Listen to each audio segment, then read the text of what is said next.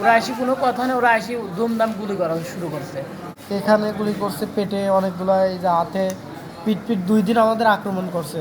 আমরা সকালবেলা সব একখানে বসে আছি, সেলিম রেজা হাবিবের ভাই আসলো, আমাদের রাগ করতেছিল, যে বললো তোমরা এখানে মারামারি করো না, আমরা দেখতেছি। এটা বলার পর আমরা এক সাইডে গেছি, ওরা এসে কোনো কথা নেই, ওরা এসে দুমদাম গুলি করা শুরু করছে।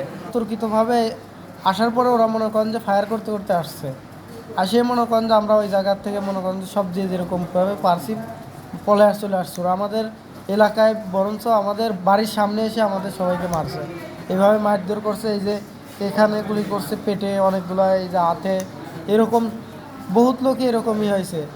সব মনে করেন যে এই যে রাজার যে গুন্ডা বাহিনী, এই যে রাজা রাফিউদ্দিন রাজা হাটখালি ইউনিয়নের সাবেক ছাত্র দলের সভাপতি, এই কাজটা মানে শেল্টার দিচ্ছে হচ্ছে সে। 5 জন আহত আছে, 1 জন নিহত, 1 জন মারা গেছে। সদর আছি 2 জন, আর লেগে রাজশাহী আছে 3 জন।